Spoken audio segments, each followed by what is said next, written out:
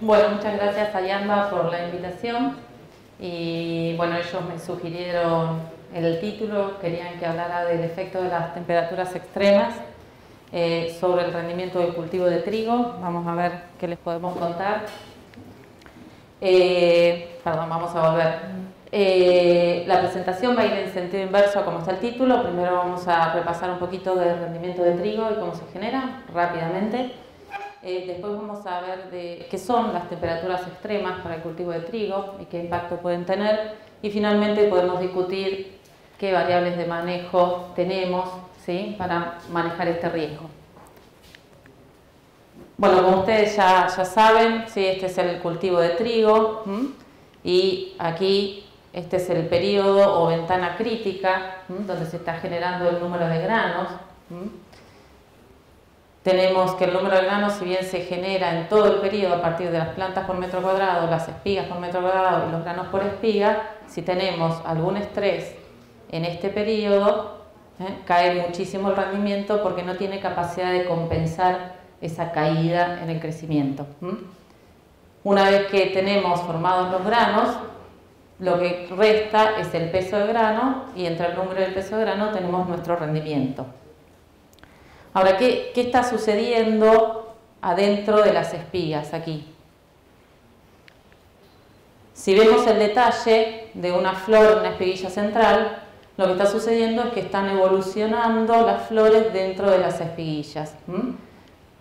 Aquí más o menos en el estado que se llama antera verde, que es más o menos vaina engrosada para el cultivo de trigo, está ocurriendo la meiosis. Tenemos la meiosis tanto femenina como masculina. Y fíjense que estas estructuras, más del 90% del tejido es agua. Son muy sensibles al congelamiento. Eso es algo muy importante porque va a marcar la sensibilidad en el cultivo. Una vez que llegamos a antesis, ¿sí?, lo que yo mostraba recién está ocurriendo aquí, ya ocurrió la fecundación y procede todo el llenado del grano. Si vemos una dinámica de llenado de grano, aquí lo que tenemos es el peso o porcentaje de humedad del grano en función de los días desde antesis.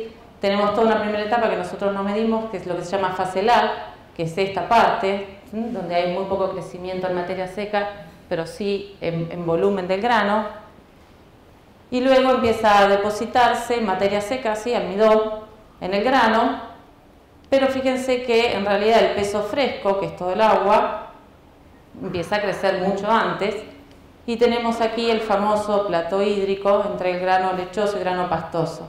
Ahora, ¿qué es lo importante de esto que les quiero resaltar? Fíjense el porcentaje de humedad, ¿sí? A los 10 días, ¿sí?, todavía tenemos un porcentaje relativamente alto de humedad en ese grano y a medida que va procediendo el llenado, esa humedad del grano va bajando.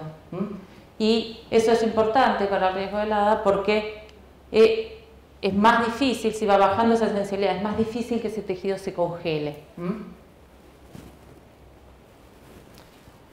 Entonces, cuando hablamos de rendimiento, tenemos 3 niveles, esto lo deben haber visto muchas veces, y la temperatura lo que nos está afectando es este rendimiento potencial. Y nosotros, obviamente, de aquí lo que podemos manejar es el genotipo, el hijo del cultivar, y algo importante es la fecha de siembra. El rendimiento potencial, o sea, el techo máximo que yo voy a tener si no tengo problemas ni de agua, si tengo buenos nutrientes y si no tengo problemas de enfermedades, lo defino con la elección del genotipo y de la fecha de siembra. Es una decisión de manejo. Obviamente, después la campaña, si está más nublado o menos nublado, podrá influenciar. Y esta relación entre la radiación y la temperatura, que nosotros lo llamamos cociente fototermal, me va a definir ese valor de rendimiento. Así el número de granos, fíjense aquí lo que tenemos es el número de granos por metro cuadrado y este valor de coeficiente. Fíjense que a medida que aumenta el cociente, va aumentando ese número de granos. Y la pregunta es, bueno, ¿cuánto cambia eso si yo en una localidad modifico mi fecha de siembra? Fíjense, acá tenemos unos datos para Pergamino, 2 años, cómo varía este cociente en función, fíjense aquí lo que tenemos es el promedio cada 10 días a partir del 15 de septiembre hasta fin de octubre, primeros días de noviembre. Fíjense cómo ese potencial en general, independientemente del año, o sea, puede haber diferencias entre años, va bajando, ¿sí? A medida que yo retraso mi fecha de siembra, el posible techo va a ir disminuyendo. Por eso, esto lo habrán escuchado muchas veces, en trigo lo que uno busca es explorar alta radiación y temperatura fresca. Nos ponemos contentos cuando octubre y noviembre son relativamente frescos, sabemos que está aumentando el potencial. Y la recomendación general es sembrar tan temprano, si uno quiere maximizar el potencial de rendimiento, tan temprano como la fecha de la última helada lo permita. Y en realidad, bueno, ¿qué es que la fecha de última helada lo permita? ¿De qué estamos hablando cuando hablamos de eso? El impacto de las heladas sobre el rendimiento obviamente va a depender del estado del cultivo en el que ocurra la helada, del valor de temperatura que alcance esa helada y de la duración, durante cuánto tiempo tengo helada. Si hacemos un gráfico teórico sobre la sensibilidad de heladas o el impacto en el rendimiento en función de en qué momento del cultivo va a ocurrir esa helada, generalmente durante los estadios vegetativos el impacto sobre el rendimiento es bajo. Aquí hay variabilidad genética, hay materiales que se comportan mejor o peor frente a las heladas en estado de pasto, pero salvo que tenga muy malas condiciones luego de la helada, en general el cultivo puede recuperarse. En la medida que comienza la encañazón, si en todo este periodo el ápice donde va a estar la espiga está en posición subsuperficial, y a partir que comienza la encañazón empieza a elevar ese ápice y empieza a sutilmente incrementarse la sensibilidad del cultivo a las heladas o el impacto de una helada muy fuerte sobre el rendimiento. Pero lo que marca bien y fuertemente a partir de cuándo tenemos que estar muy atentos a la fecha de la última helada es el momento de vaina engrosada. Cuando la espiga deja de estar protegida por la vaina de la última hoja, su sensibilidad aumenta enormemente. Y acuérdense que ahí lo que tenemos son todas flores con un alto porcentaje de humedad, es todo agua.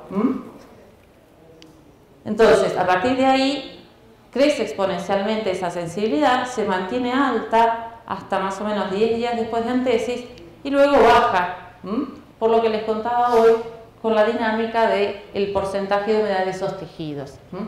El efecto de la helada es directamente el congelamiento del tejido.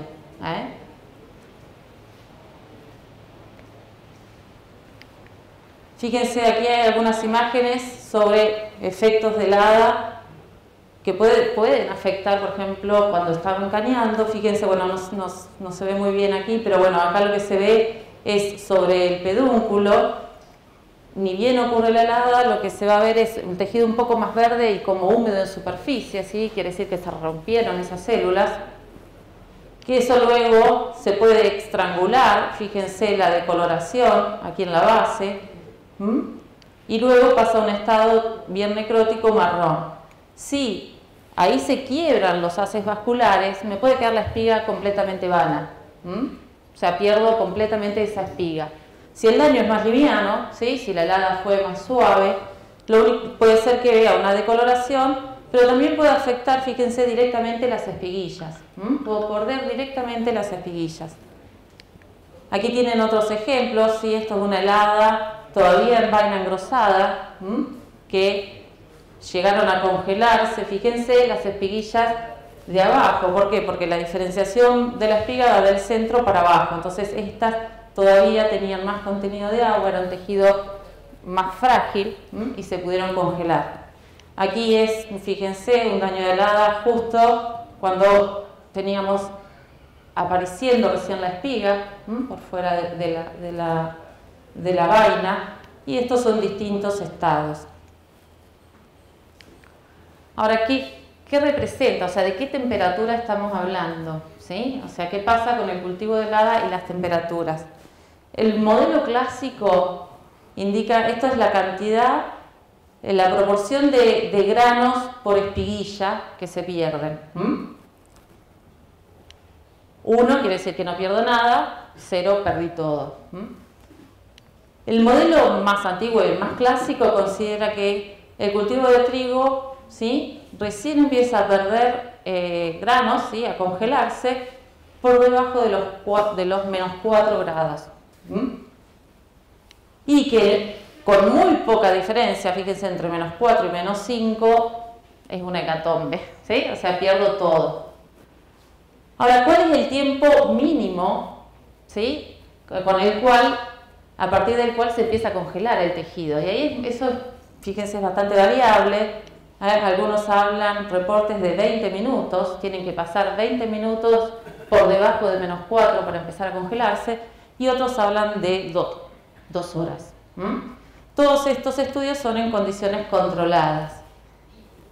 Recientemente hay un trabajo del grupo de Valcarce, de Nita Valcarce, de Pablo Abate y Martino, que tuvieron un timing muy particular porque el año pasado tuvieron bastantes problemas, donde ellos midieron, ¿sí?, el porcentaje de pérdida de grano en experimentos directamente a campo. Y eso es muy interesante. Refleja un poco más lo que puede suceder. El único inconveniente que tiene es que, bueno, o cae helada o no. Uno no puede manejar en qué momento le cae la helada ni de qué valor es esa helada, así qué intensidad tiene. Acá ellos hicieron 3 ensayos, distintos años. Vamos a ver porque acá no tuvieron muchas heladas. Veamos este experimento, que es en el que tuvieron más heladas. Y aquí abajo tenemos, esto es el ciclo del cultivo. Aquí está antesis, fíjense, ¿sí? Voy a cambiar de mano porque con la izquierda ya se me... Ahí está, aquí tenemos la antesis. Estos son 3 días después y esto va, hasta acá tenemos menos 20 días. Fíjense claramente cómo la ventana, bien marcada, lo que les contaba aquí, bien marcada la sensibilidad. Y lo que ellos encuentran, a partir de aquí intentaron generar un modelo, y lo que vieron es que estos valores para ellos son bastante... son diferentes, ¿sí? Recién a partir de ellos consideran que a partir de menos 1,5 grados ya podemos tener un efecto sobre el cultivo. Difiere mucho del menos 4, que es el más tradicional, pero bueno, esto está hecho a campo, esa es la riqueza. Y considera que en realidad si está, o sea, el tiempo mínimo es de 30 minutos, o sea, tiene que estar más de 30 minutos por debajo de menos 1,5 grados para tener un efecto sobre el número de granos. Si por ejemplo está 5 minutos a menos 7, no pasa nada. Si no llega a congelarse, necesita un tiempo para que se congele el tejido.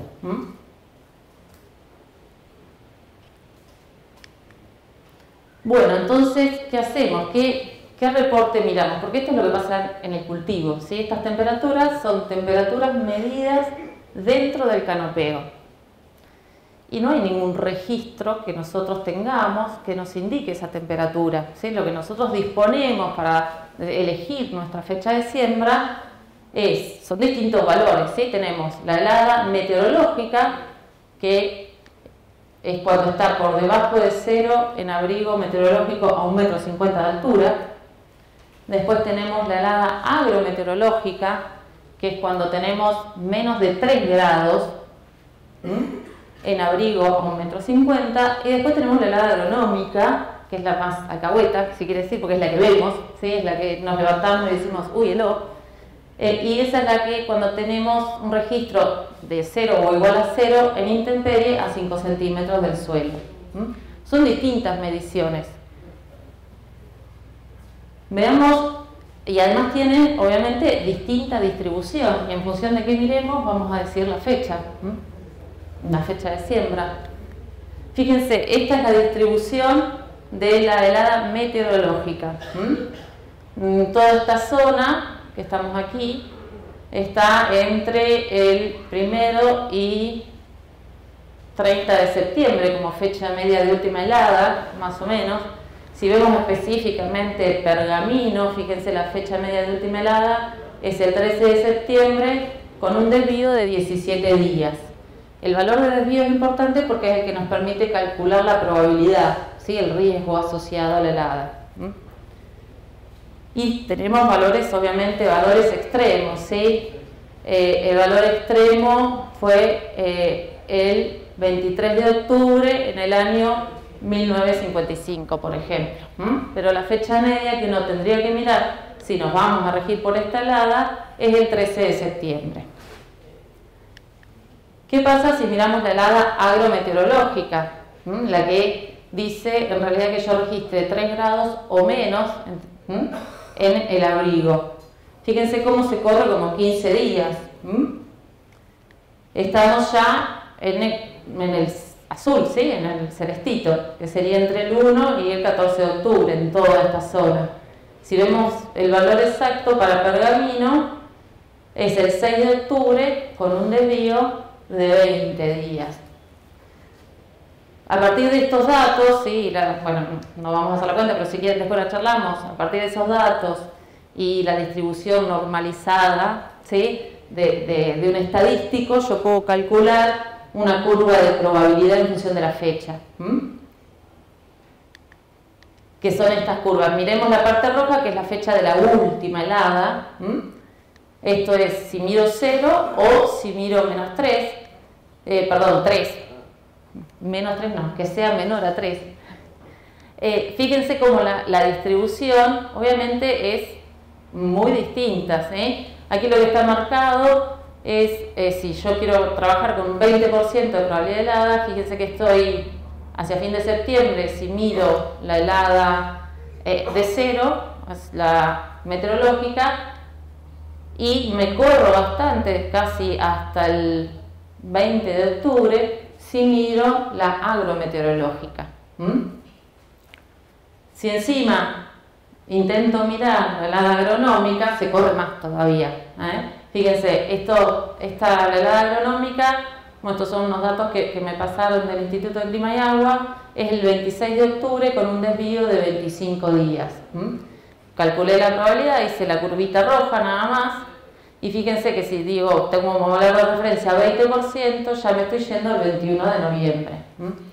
Entonces, ¿qué pasó el año pasado? El año pasado pasó que tuvimos una helada agronómica, y la vimos, el 5 de octubre, que se registró menos de 0, y el 20 de noviembre se llegó a 0, a 5 centímetros de suelo. ¿Sí? Eso complicó bastante.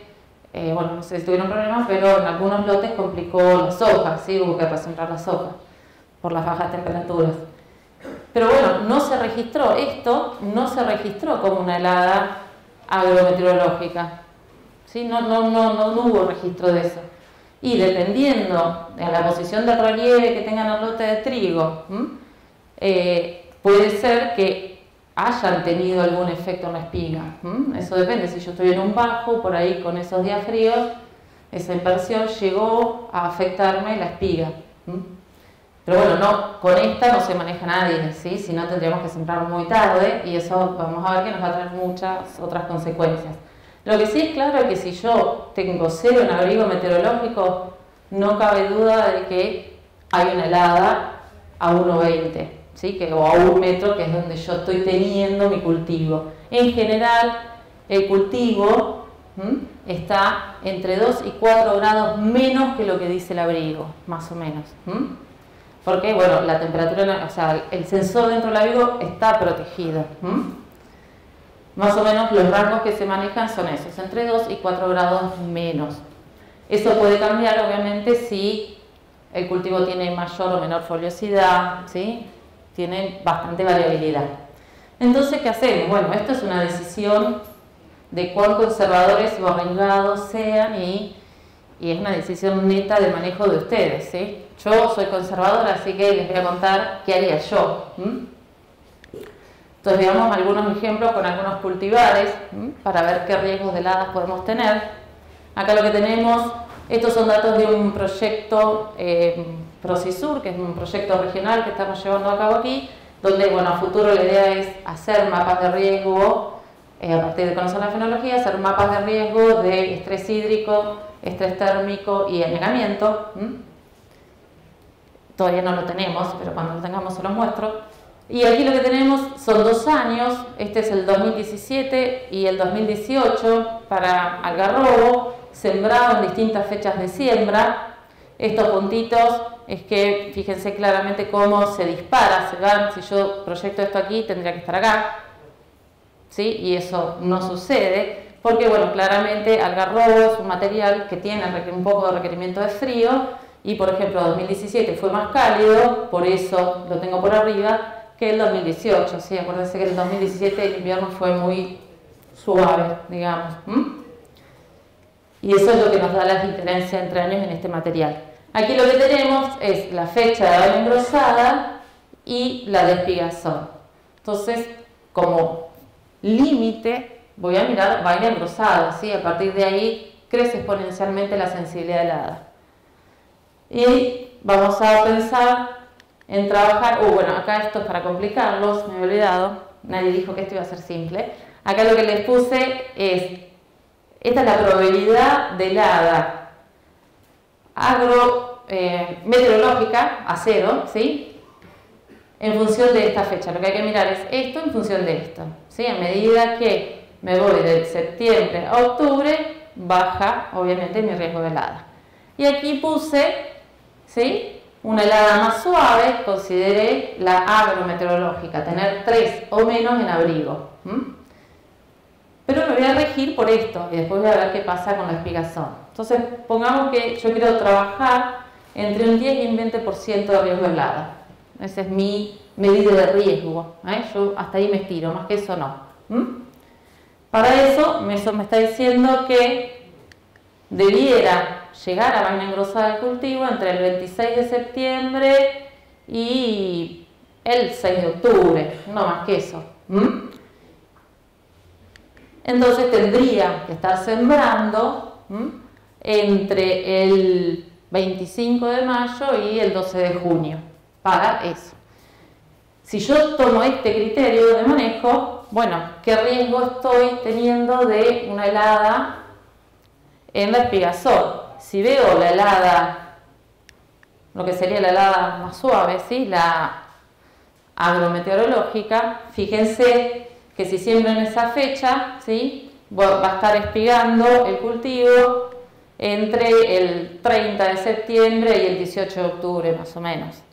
Y si miramos esta helada, fíjense que el riesgo de esta helada suave es muy amplio y variable y puede oscilar entre un 24% y un 57% de tener una helada, o sea, de tener una helada muy suave de 3 grados, ¿sí?, en abrigo meteorológico. Si miro esta, que indudablemente si tengo 0 voy a tener una helada, el riesgo es más bajo, ¿sí? Voy a estar trabajando con un riesgo de 2% y 12%, básicamente, ¿sí? Si vemos, por ejemplo, otro material, un material corto, también aquí tenemos la fecha de vaina engrosada y la fecha de siembra. Este material también requiere muy poquito de frío, por eso se abre hacia el final. Y hacemos el mismo ejercicio, trabajando con el mismo error. Tengo que estar sembrando más o menos entre el 9 de junio y el 28 de junio. Y eso me va a terminar en un riesgo de helada suave en espigazón de entre el 32 y casi el 60%, o un poco más fuerte, un riesgo de una helada un poco más potente, entre un riesgo de 5 y 15%. Y así uno podría, no lo voy a mostrar, los vamos a pasar muy rápido porque si no se me va a ir el tiempo, pero esto, nada, lo podemos colgar de la página si les interesa. Uno podría calcular para todos los materiales si tuviera esta curva, si uno tuviera esta curva, podría elegir claramente con qué riesgo trabajar. Es bastante engorroso hacer estas cositas, por eso, nada, hay otras herramientas que son los modelos de simulación agronómica.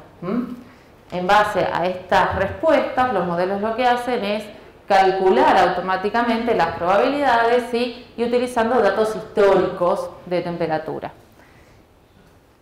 Los modelos, el más común es el DISAT, pero no es muy amigable, no es fácil de utilizar Y el más conocido, que supongo que ya lo conocen, son los modelos Cronos de la Facultad de Agronomía de la UBA, que son modelos solo de fenología, bien empíricos, ¿sí?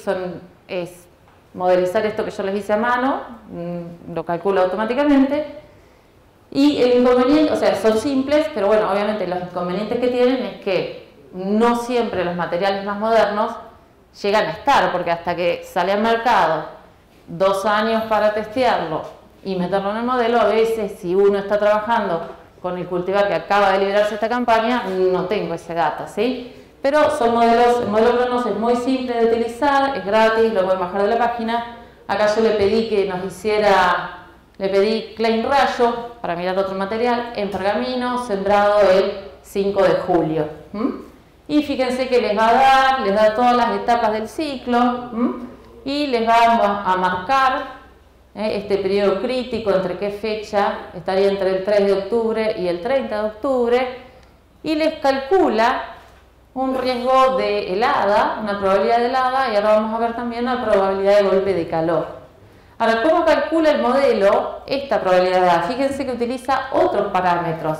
Esto es, no es que hay, como yo les digo, todo depende del riesgo que uno quiera asumir. Si este modelo considera como suave, no una helada de 3, sino un valor de 2. Dice, bueno, no, yo voy a considerar que la helada es suave cuando tengo en abrigo meteorológico una temperatura de 2 grados o inferior.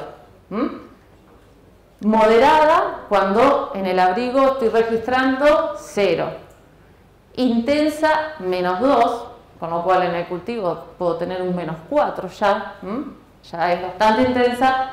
Y extrema, un -5, que bueno, un registro de -5 en abrigo, es nada, tenerla en octubre no es muy, o sea, debe darnos una probabilidad baja, de hecho acá da 0, ¿sí? O sea, es realmente fuerte. Y el modelo también les calcula el golpe de calor. ¿Por qué? Porque claro, obviamente, este juego de la fecha de siembra, si yo digo, no, yo soy ultra conservador, no me quiero arriesgar, quiero trabajar con 5% de riesgo de helada, atraso la fecha de siembra, bueno, voy incrementando, obviamente, ¿sí?, el riesgo de lo que se llama el golpe de calor.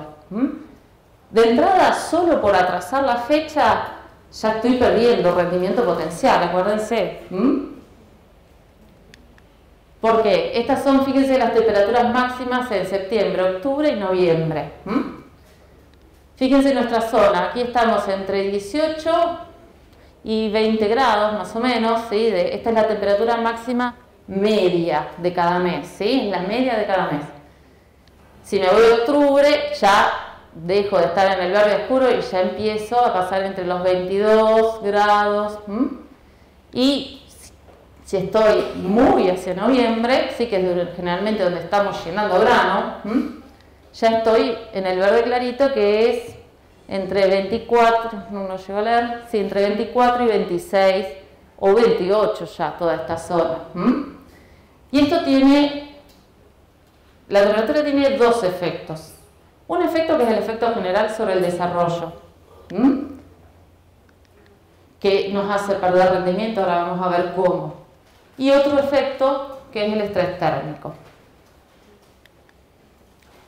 Cuando hablamos del impacto en el desarrollo, lo que hace, bueno, como ustedes recordarán, siempre que aumenta la temperatura, los procesos ocurren más rápido. Entonces eso que hace que cada etapa sea más corta. ¿Sí? Por ejemplo, si estoy mirando mi periodo crítico, que decimos que es de 20 días, en realidad es de 20 días dígito oscilante. Si la temperatura es más fresca, puede durar 30. Si la temperatura es más cálida, puede durar 15.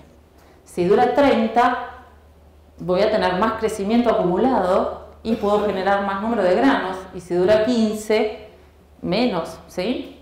¿Estamos? Fíjense, acá hay un ejemplo del impacto sobre una temperatura media. Aquí lo que hicieron, no sé si se ven, pero acá hay parcelas de trigo donde se les ponen carpas para aumentar la temperatura y se corrige, se va censando esa temperatura con unos sensores. Y aquí lo que se hizo fue incrementar la temperatura de la noche, ¿sí? Porque, bueno, como habrán escuchado, el gran impacto del cambio climático sobre el aumento en la temperatura media, en realidad lo que más aumentó es la temperatura nocturna, ¿sí? O sea, tenemos noches más cálidas aumenta un poco la máxima, pero más aumentó la temperatura nocturna. Entonces quisieron simular qué pasaba con eso. Entonces fíjense, esta es la temperatura mínima, esta es la máxima, y lo que hacían era a la noche le ponían las carpitas y aumentaban la temperatura nocturna. ¿Qué hicieron? Indirectamente, obviamente, fue aumentar esa temperatura media de ese periodo. Esto lo colocaron entre 3 nudos y 10 días después de antesis, que sería el periodo crítico. ¿Y qué pudieron ver? Lo hicieron para trigo y cebada y pudieron ver que ese rendimiento va disminuyendo a medida que aumenta esa temperatura, que acá dice nocturna, pero si yo pongo temperatura media diaria me va a dar lo mismo. Y eso es porque lo que ellos pudieron registrar aquí fue que lo que disminuyó fue el número de espigas por metro cuadrado. Se trabajó con un material, tal vez si uno trabajara con otro genotipo, que de por sí macollara menos, por ahí la variable de ajuste hubiera sido el número de granos por espiga, ¿sí? Que son las dos componentes que se están formando en esa etapa. O sea que si yo trazo ya la fecha de siembra y expongo el cultivo en ese periodo a temperaturas ya un poquito más altas, sin llegar a ser un estrés térmico, obviamente pierdo el rendimiento. Y lo mismo sucede, obviamente esto es un clásico, esto es el peso del grano, ¿sí? Y a nosotros en trigo lo que más se nos afecta generalmente es el peso del grano, porque estamos entre terminar en noviembre el llenado o los primeros días de diciembre, y ahí tenemos un efecto importante del aumento de temperatura media. Fíjense, aquí lo que tenemos es el peso de un grano en función del tiempo desde la antesis. Aquí este es cómo iría creciendo el grano hasta llegar a la madurez. Aquí, si está en una alternancia de temperatura de 18 de día y 13 de noche. Y fíjense qué sucede si lo expongo ya en vez de noviembre, me voy a los primeros días de diciembre, a temperaturas mayores donde explora 27 y 22. Fíjense cómo, sí, bueno, llena más rápido porque hay más temperatura, pero el tiempo durante el cual crece ese grano es más chico, es más corto. Se me acortó el periodo de llenado. En vez de llenar 40 días, lleno 30. Y si llena 30 días, pesa menos. ¿Estamos? Tengo menos peso de grano. Y eso obviamente va a impactar en el rendimiento. Independientemente de este efecto de la temperatura media, también lo que aumenta es mi probabilidad de golpe de calor o estrés térmico. En trigo el estrés térmico se define a partir de los 30 grados. Tengo que explorar temperaturas por encima de los 30 grados para hablar de un estrés térmico o golpe de calor.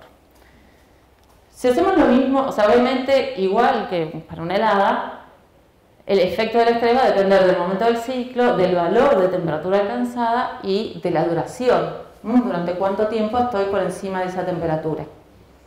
Si vemos, comencemos para las heladas, un gráfico teórico sobre la sensibilidad del estrés térmico o su efecto en el rendimiento, fíjense que también nuevamente estamos en este periodo, la sensibilidad aumenta muchísimo a partir de la meiosis, ¿sí? Esa es una etapa muy clave, que acuérdense que se andaba alrededor de vaina engrosada, se incrementa también hasta antesis, ¿sí? Aquí tiene un efecto directo sobre el número de granos y también me afecta el peso de grano. En nuestra región tener efectos de estrés térmico muy fuertes sobre esta etapa generalmente no ocurre y sí podemos tener efectos generalmente sobre el peso de grano. Obviamente que el efecto térmico, el estrés térmico tiene efecto en otras partes del cultivo, ¿sí? Que nada, como es la senescencia, que no voy a hablar, lo que le voy a mostrar son los efectos directos sobre los componentes del rendimiento. El modelito, ¿sí? El modelo que yo les contaba hoy, el Cronos, por ejemplo, toma también distintos... uno puede clasificar el estrés térmico en función de la temperatura. De estrés térmico hay mucho hecho. Vamos a simplificar un poquito. Mirando esto, fíjense, uno puede hablar que entre 30 y 32, ¿sí? Estamos en un efecto suave, entre 32 y 35 moderado, por arriba de 35 intenso y por arriba de 37 extremo. ¿Y qué es lo que está sucediendo?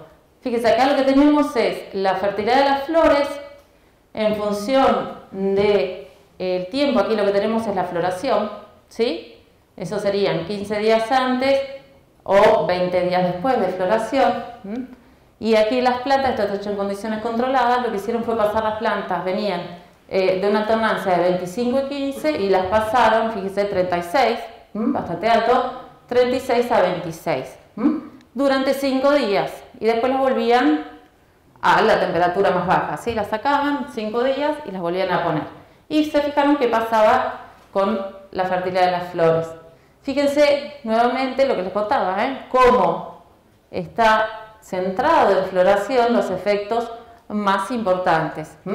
Y en la etapa hasta 5 o 10 días se ve efecto, y también se ve efecto en esa etapa, fíjense, en el peso de los granos. Se me está afectando parte de la fase larga, ¿sí? En la fase en la cual se está definiendo el volumen de ese grano.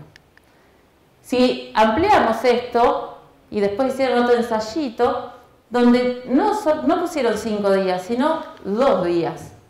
2 días. 2 días continuos, ¿no? Ahora vamos a ver que eso es mucho. 2 días, 36 grados durante el día, seguido, todas las 12 horas, es un montón. Ahora vamos a ver. Es un estrés muy fuerte. Pero fíjense también, eso nuevamente vieron una caída, acá está la floración, ven una caída y acá sí midieron la viabilidad del polen. Y vieron cómo se afectaba, fíjense, aquí claramente la viabilidad del polen por este efecto de esta temperatura. O sea que uno de los factores que tenemos cerca de la floración es que me está afectando un estrés térmico la viabilidad del polen, con lo cual me quedo sin granos. Ese estrés que yo les contaba es bastante alto, ¿sí? 35 o 36 grados, 2 días continuos durante el día, por más que baje la noche, es mucho. Acá lo que hicieron fue ver la temperatura media, más suave, qué pasaba con la fertilidad. Y fíjense que en trigo el umbral es bastante más bajo. Ya a partir de los 27 grados por encima puedo tener problemas alrededor de la antesis. Y me está cayendo la fertilidad de esas flores. Generalmente se toma para antesis como umbral 28 grados. Estos eran estreses nuevamente de 5 días nada más, y obviamente aquí fíjense, a medida que acá tenemos la fertilidad de las flores y la duración, nuevamente, obviamente, cuanto más dure el estrés, peor es el efecto. Ahora la pregunta es, bueno, ¿nuestras condiciones podemos explorar esto? O sea, no vamos, es poco probable que tengamos 36 todo el día. Estreses mucho más pequeños también nos van a afectar el rendimiento del cultivo.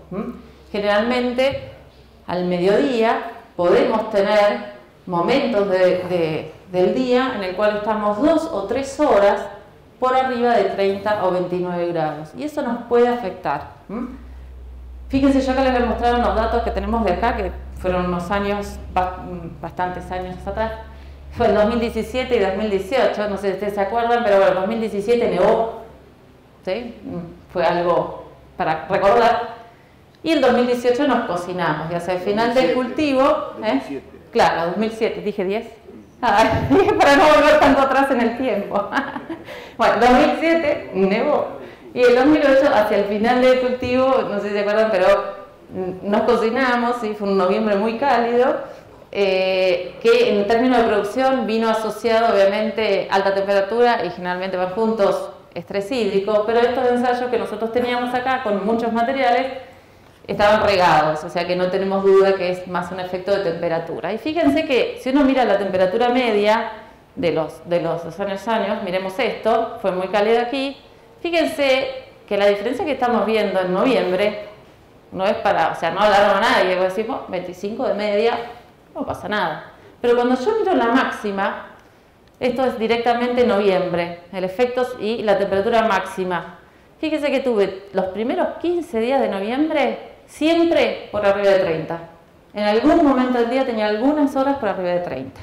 Y ahora les voy a mostrar qué efecto nos hizo eso. 15 días continuos de unas cuantas horas, ahora vamos a ver cuántas horas, por arriba de esos 30 grados.